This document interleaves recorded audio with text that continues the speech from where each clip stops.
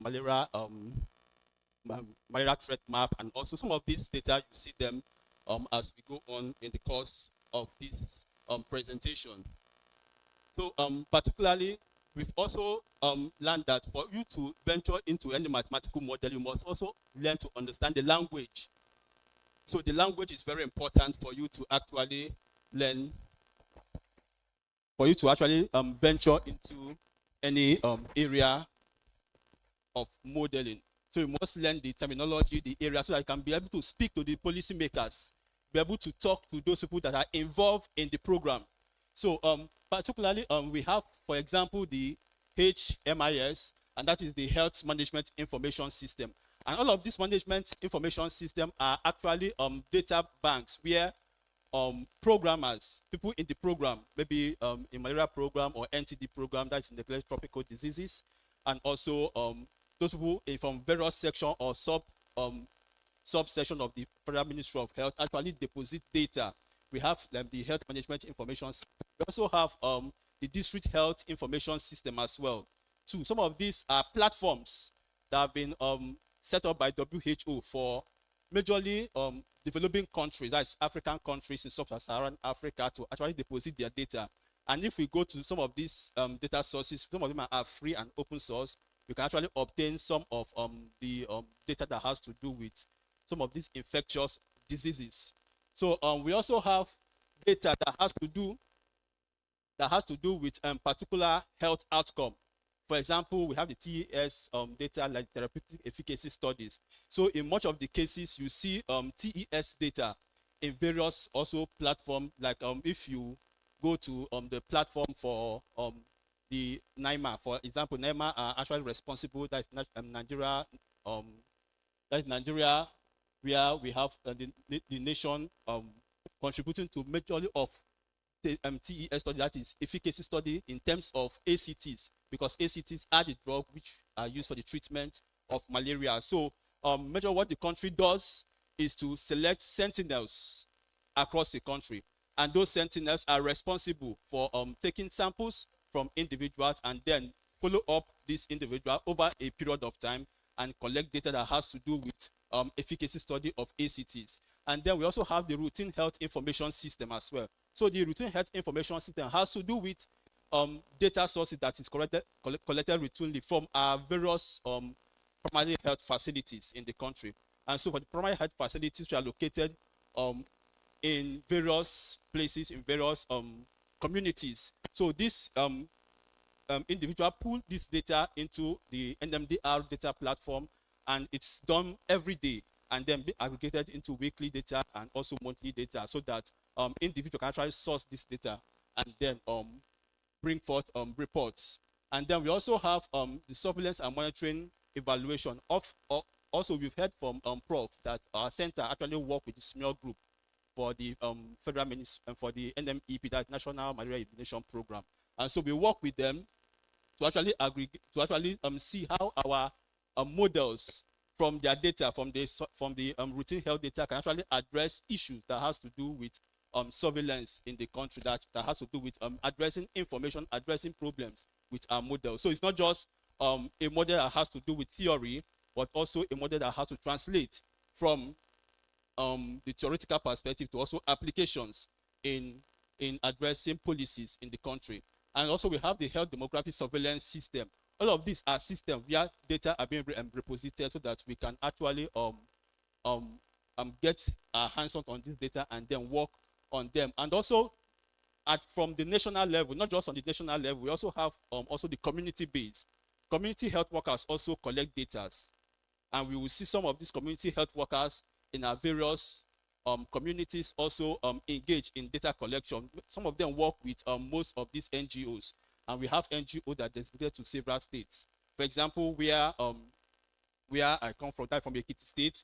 In the Ekiti State, we have NGOs like the Mitosat actually collecting majority of NTD data. We also have in Yobe Studies Hands program also collect major of this data set, and so they work with community health providers, community health workers, to see that this health information are being collected.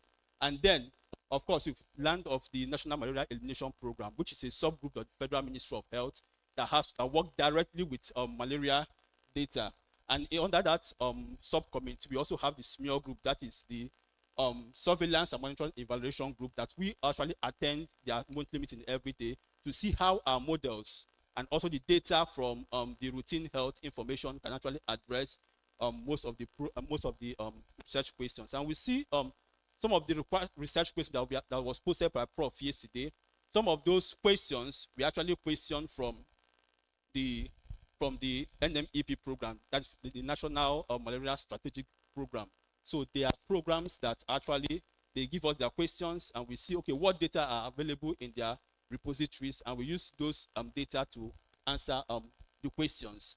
So we have all of these abbreviations. Just to bite down, also we have the community-based extension workers. These are particularly extension workers present in the community that actually carry out data collection, data monitoring, and also evaluation. And also particularly important is also some of the multi-source feedback forms, and these are some of the forms that we see that is used in majorly of the surveillance. For example, the DHIS data and also the MIS, that the malaria indicator survey, they use some of these forms to actually aggregate or integrate informations and also strategical information that once they go into the community, they are able to assess whatever health variables they want, and then take these health variables into the district health survey, and then we can access those health information. Particularly for the DHS, we have data that has to do if a full DHS is being conducted. So we have data on various health variables, talk about malaria, talk about HIV, and also even malnutrition and so many other health outcomes in the DHS data. But whenever MIS is being conducted, that has to do with particularly restricted to malaria data, and DHS is being conducted every 5 years, and in between the DHS is where we have the MIS data, which is malaria indicator survey. So that was just to run us through some of the terminology that is used. So to go to some of the data source. So data has to do with to monitor activities so as to ensure that program objectives are met and improved over time, and to make program management decisions. So data is very important in making any kind of decision we want to make, and that is why if we want to model or want to undertake any modeling, that means that we must use data to actually inform any kind of policy we want to inform. So data is at the is like the bed or the backbone of any model we want to do. If your model is just as we hear Prof say, your model is as good as your data. Once the data is compromised, that means whatever your outcome of your data would not be something that we may want to fall back on. So the data and the source of the data must be one that is correct, must be one that is reliable, and must be a one that we can fall back. Okay, that this data is correct, this data is a data that we can rely upon, and then we can make decision based on the outcome of whatever model that is coming out from such data. So data, as you know, they are raw facts. So when we present some data for you, you may not be able to deduce any information from such kind of data, maybe on a table, maybe on an Excel sheet or any of those. You may not be able to deduce any information. You may not be able to see any trend that is going on. But when those data is being processed, then it gives birth to what? Information. And you begin to see, okay, that at this particular time of the month of the year, we are seeing the malaria trend increasing. At this particular time, we are seeing it declining. At this particular time, we are seeing the vector that's responsible for transmission of malaria increasing in terms of number, or we are seeing them declining, or we begin to relate some variables that are actually related to some of these increase. We begin to tie information to each of those trends that we are seeing, and that we begin to make some kind of we begin to make some kind of message knowledge that we begin to discuss, or what are those kind of important climatic variables that are responsible for this rise? What are the important climatic variables that are responsible for this downfall, for this down trend that we are experiencing in terms of this data? And then we begin to see all of those in the data. And so it comes from the raw fact, which is the data, to where we begin to take information in those data, and then we begin to translate them into message knowledge, where we can drive policies, where we can use them for decision making. And then this is the flow, more like from the real world. And we've learned that the mathematical translation we are doing must come from the real world. And so the bottleneck is that we translate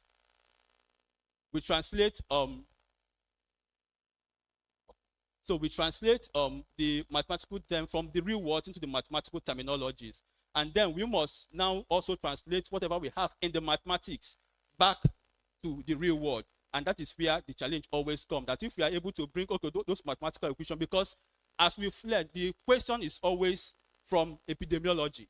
The question is always from the baseline, the concept we actually want to address, not really the mathematics. Again, the mathematics is the tool we use to address those problems.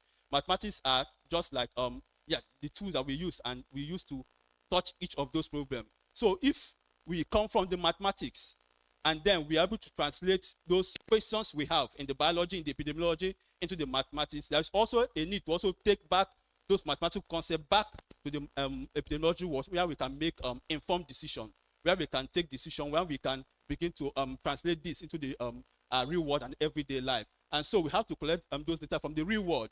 And then in terms of collection, we have to now process them through our mathematical modeling. We have to process them through our statistical modeling, or through other kinds of model, which are like the time series model, and also we have the geospatial model as we deem fit. And then that produces information, and those information are actually the policies which we take into the communities to actually inform processes and also take decisions. So particularly, there are several kinds of data, and also we have, for example, we have the primary data. And primary data has to do with an individual or a researcher having to go into the community or go into the local to actually get those data himself or herself. That the researcher going to the community to get those data. And then we have a secondary data, which has to do with existing data already. They are present in the data bank. They are present somewhere in repositories. And some of those repositories, particularly for the mathematical modelers, they may not want to go into the field to collect those data, and they might not even be able to do that. So they have to rely on repositories. The mathematicians have to rely on data bank for them to actually get this data and then translate them and then process them and then model. For me, I'm a parasitologist by training, and we have to go to the field to get this data from. Most of the data we use for our work, we have to go to the field, we get this data, and then we just do the normal statistical and give some level of information. But for a mathematical model, we have to do with a very big bank of data, and we have to take perhaps a time series of the data for over a longitudinal period of time to now begin to take decisions. Because for you to make any decision based on your model, it must be an aggregation of several data. They say it's not data points. It's not just perhaps a single cross-sectional data or a single point data, just as we do in our own field, maybe just a kind of cross-sectional data. It may not really give us all of the information we need. It gives us just perhaps an insight of what is actually happening, an insight of what perhaps a kind of pattern of the disease, but not really a deep insight of what is really happening. But for the mathematical model, that has to do the aggregation of many of these data points across several months or even years, particularly for the malaria data we are using, across years. And then we are able to now see, okay, what is actually the trend of this malaria? Is it reducing? Is it increasing? What is the trend in Benue State compared to other North Central states? What is the trend in the North Central compared to other geopolitical zones? So we begin to see all of those trends, and then we can make informed decisions. Then we can tell the policymakers, okay, this is what to do in this place. These are control intervention to actually implement. Are we implementing LLI? And also, when are we supposed to implement those control intervention? All of these are what mathematical model can tell us, and that would derive from the data source. So we also have other kinds of data, like the hard data and also the soft data. Particularly for the hard data, it is expected to be reproducible.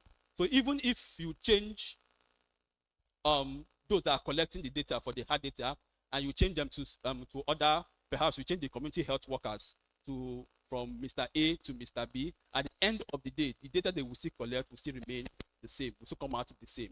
That is for the hard data. But for the soft data, it's more of a qualitative kind of data, that if you should change the individuals collecting this kind of data, then you begin to see that, so that will tell that the individual collecting this kind of data influences the majority of the outcome for soft data.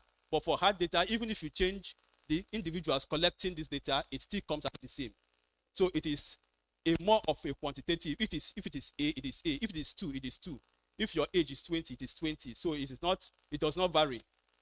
But for the soft data, it's just more like an information being presented, that if the way I pose a question to maybe a respondent, maybe in terms of if I'm distributing a questionnaire, the way I pose a question to a respondent also would depend the kind of feedback I'm getting. So for soft data, the individuals collecting such kind of data, the outcome vary in some sort compared to that of a hard data, which is always garbage in garbage. What you give me is what you actually get. So we have sources of this data, just as we've mentioned. One of the sources of this data is the health management information system. We also have the sentinel surveillance data, which a measure of the sentinel surveillance. So for the sentinel surveillance, it is actually a huge kind of data platform that is being set up in various sentinels to actually determine some kind of health outcome. So it's not something that is collected routinely. It's not something that is collected like the routine health data that we collect every day in the hospital of number of cases of malaria that have been aggregated in 2 weeks, in 2 months, and the rest of that. But for the sentinels, it's actually to address a particular health outcome or a particular health challenge. Take, for instance, for COVID-19. When we had the outbreak of COVID-19, sentinels had to set up laboratories in several locations. Even up to today, for Lassa fever, we still have particularly designated laboratories in Ondo State and also in Edo State, so that if any perhaps suspected case is being witnessed, we still have to refer them to those laboratory centers actually for confirmatory tests. So those are sentinels that are being set up. And particularly for malaria, we have sentinels for entomology, for entomological surveillance. And so we have sentinels in about 14 states or thereabout. And also for TES studies, that is for ACT efficacy studies, we also have sentinels across the nations where this kind of studies is being conducted.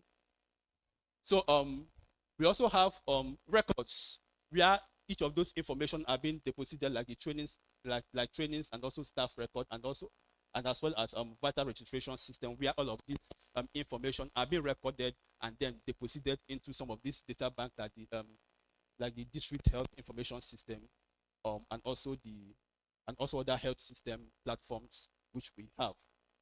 For the routine health data, or for the non-routine health data, just as we've seen for the previous one, for the routine health data, for this kind of health, that data is periodically collected, like for the program reporting system, surveys, census, key informant interview, focus group, direct observation, and research. So these are some ways which we can use to actually get hold of this for the non-routine health data, like the surveys, also the census. It's just like a 1 point. If, for example, for the census in Nigeria, when was that conducted last? In 2006. And so whatever we are using is just projection, just like Prof explained yesterday. It's just projection we are using.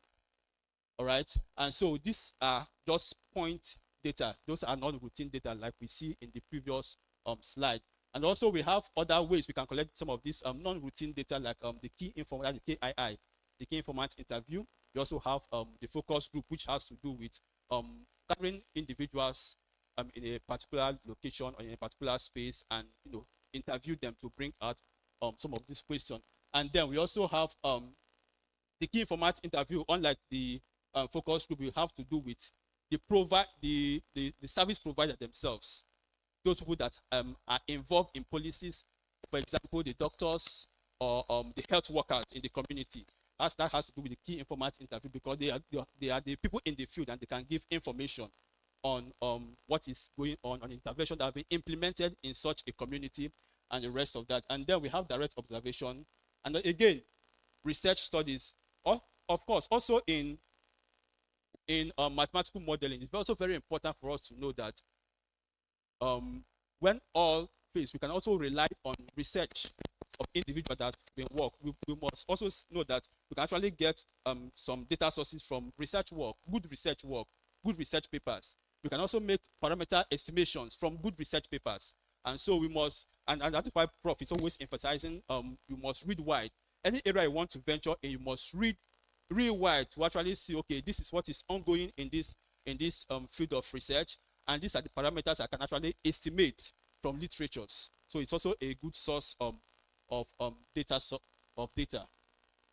So particularly for the surveillance and monitoring and evaluation, we have several angles and several feedbacks from which this information or this surveillance system is being carried out. For example, aside from the health facilities in our communities, we also have the focus group discussion, key informant interview, and also particularly is also the climatic variable data.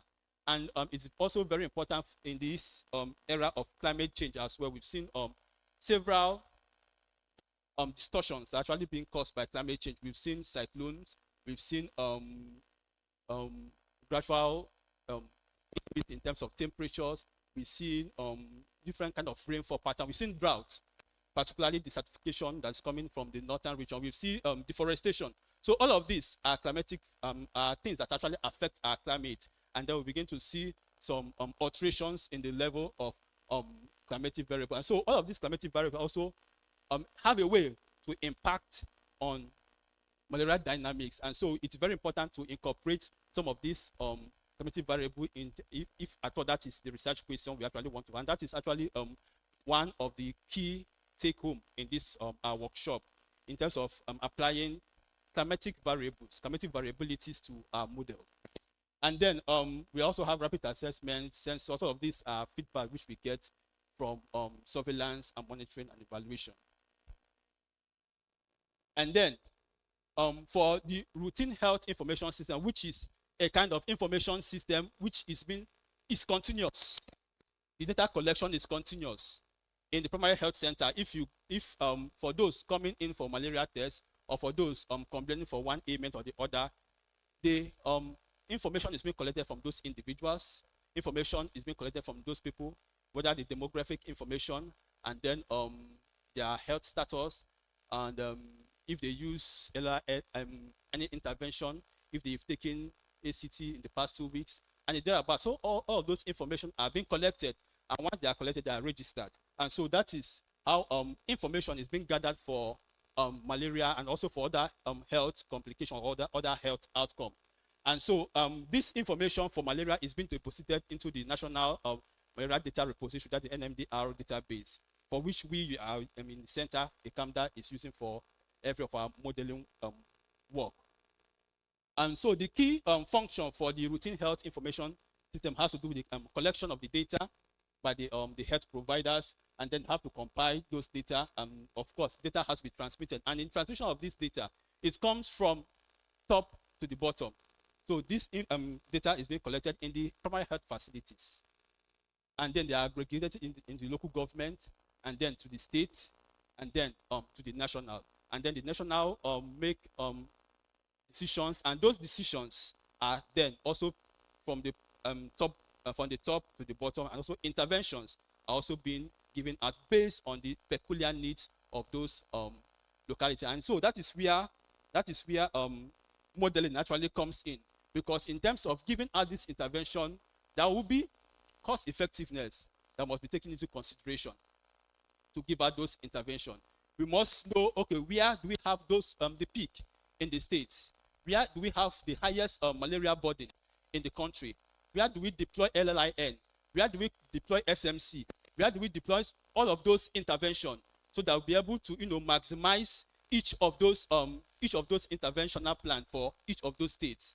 All right, because we have limited resources in the country, and we don't have unlimited resources that we say, okay, just give us ACTs to everybody, or give out some kind of control intervention to everybody. We have to know, okay, where will LLIN work best? What kind of LLIN even to be given? What kind of mosquito species do we have in each of those locations?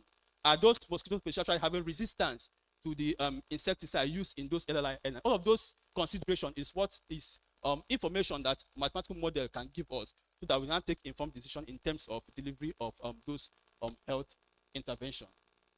So this is actually to make to make decision makers with informed decision for policy making, and so provide stakeholders and users of the health system useful information they need, and also support planning, management, and evaluation of programs and health services, and support research for health. Also promote international exchange of health data. And particularly some of those data repositories we mentioned earlier are actually data repository from WHOs. Of course, some health providers may not really want to rely on them, because at the end of the day, once you deposit your data to them, to also have access to those data too. So that is why also for malaria, we have the NMDR, which is just peculiar for the NMEP program, and it is domiciled there. It's until you make or you have a relationship with them, or you have something to do with their question, and if you have a good understanding that they may want to release such kind of information to you, we have that understanding in the center, and that is why we are able to gain access to such kind of data. And so just this is just like the flow of what I explained before now. So it is from the community that the data is coming from. It's not from the space. So it's from the community that data has been aggregated, and then these are now taken to are collected by the primary health facilities, now up to the local government, to the states, and to the national body. And from there, once decisions are made, rather, that decision has to also come down, and then community health extension workers have to now begin to deliver those health intervention, if in terms of distribution of nets, in terms of giving out SMC to children under the age of 5, depending on what policies that's been implemented in the states. And of course, there are so many policies, and every now and then policies are being changed. There are now consideration of even delivering SMC to older age group, like from that school age children from 10 to 15 years old. And so this also still give a kind of national data flow from integrated informed center database, that the DHIS2, that is District Health Information System 2, again to the local government data entry, and again all of this must flow to the top and then to the bottom. And of course, it's always from the private, from the primary health center. So it can be private now, it also can be a government owned based hospital, and particularly we've seen that most individuals actually patronize private hospitals in terms of collection of this data, and that is why most often in any model you must also give your limitations, because every data also comes with its own limitation. Every model too also comes with its own limitation. So what is being deposited in the national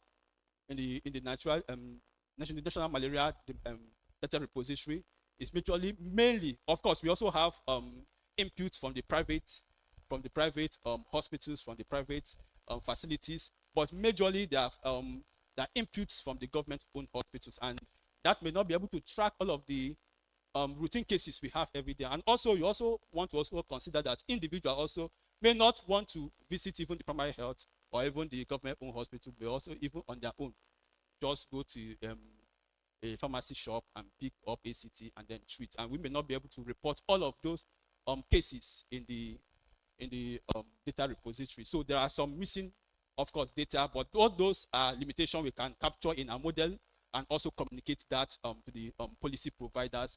And of course, they will know what informed decision to make, and also the gaps that actually they may want to consider in terms of this implementation of interventions. And of course, we have tools for data collection, which has to do with the for example, in the outpatient department, we have also the antenatal care system, which also focuses particularly also for the antenatal care. We have individuals, pregnant women, and during their various trimesters, they have to be given IPTPs, that's intermittent preventive treatment for malaria. And all of this will come into play, and models help us to take those decisions, where and when and how those IPTPs should be delivered. Also, we have immunization. Of course, vaccination now, vaccines have been approved for malaria, particularly for Bayelsa State and also for for Kebbi State, which is the state with the highest burden of malaria. So things are being done. WHO is even already talking about some kind of supplementary intervention too in the country and also in Africa. So many supplementary interventions have been suggested for WHO, especially when the country is actually aiming towards malaria elimination. Presently, we are in the pre-elimination stage, and the country is trying aiming towards malaria elimination in the country. And so there are so many supplementary interventions that have been suggested by WHO to be implemented in the country to actually stem down the burden of malaria. All of this is what has to do with data. And as this interventions are being rolled out, data is being collected, and then the mathematical modelers have to come in play to tell us what is actually the impact of this control intervention. Particularly, for example, SMCs have been rolled out, I think, since 2015 in the country, but we've not been able to see mathematical model telling. Of course, we are working. One of my colleagues who is working on SMC to see the impact of SMC on malaria burden in the country, but we've not seen any model aside from the one that has been developed in our center now to tell us actually since 2015 what has been the impact of SMC in reducing malaria burden in the country. So we have several forms which can be used to, of course, integrate each of those into each of those data, like the aggregate monthly quarterly reports, like the weekly notifiable disease report, and also the monthly communicable disease surveillance form. So these are forms which in our primary health center that are available and are used to aggregate each of these data information, and they are being pulled from those health facilities up onto the national level for efficient delivery of health intervention. So for the routine health information system, it produces quality information that is used to improve the health system and program, taking into account one, coverage of those sectors, and then the region and the district. Again, we also have to look at what is the accuracy of the routine health information system.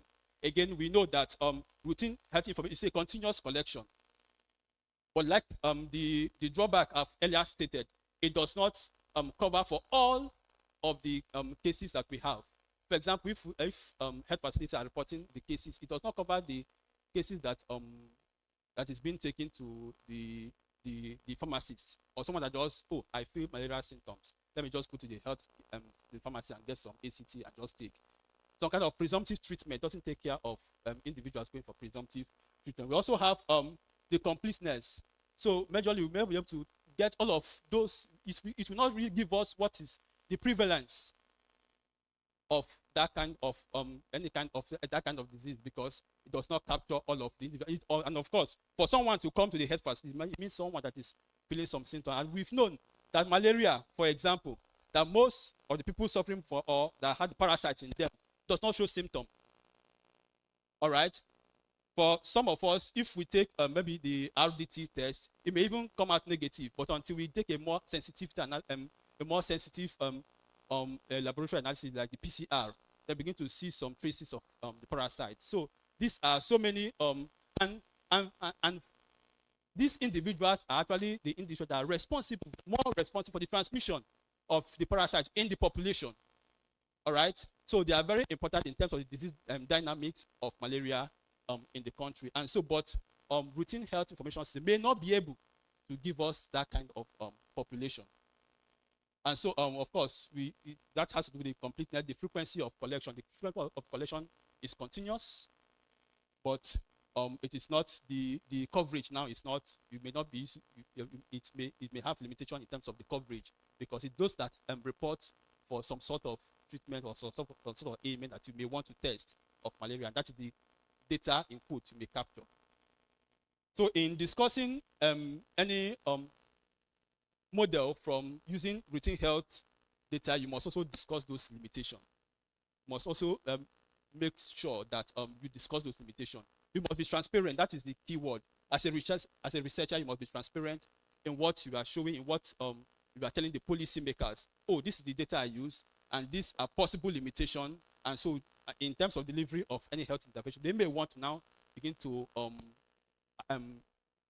want to see how to actually counter those lapses in those limitations.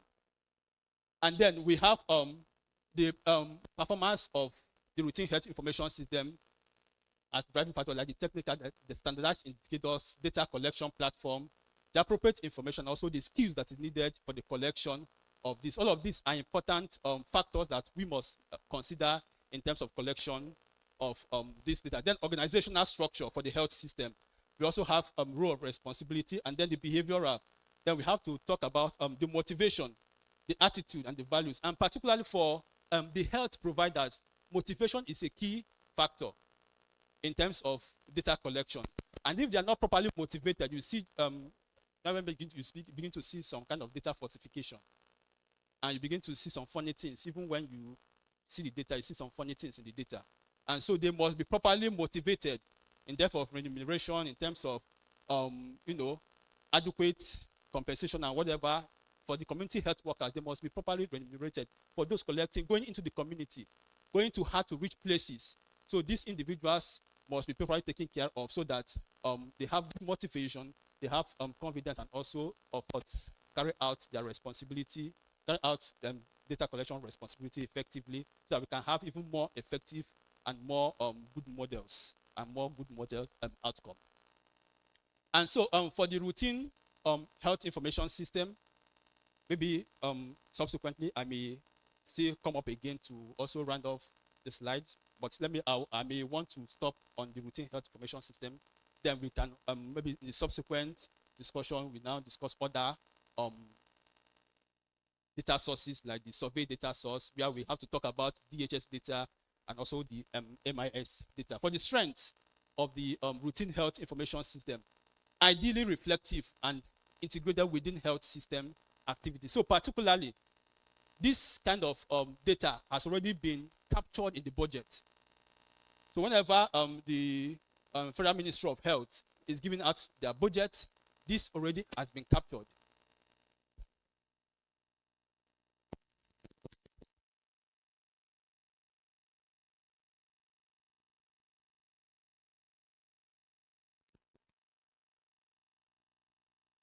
All right. So I will just go through the routine health information system quickly. I don't know if this is still working. Hello. All right. So for the strength of the routine health information system, it is actually integrated within the health system itself. So it has been budgeted for, unlike the surveys which we have to now talk about other kind of other kind of NGOs that may want to support the activity. Then it is continuously collected, not as I've mentioned. Systems are readily available. So the primary health system are already been set up by the government, and so they collect this data routinely. And some of the limitations of this data is that data is limited to health services users only. So it's until you are able to penetrate their space before you can get maybe you can get a kind of permission to use this data. All right. So until you're able to permit their space, and then it's difficult to determine the population at risk, just as I've mentioned earlier.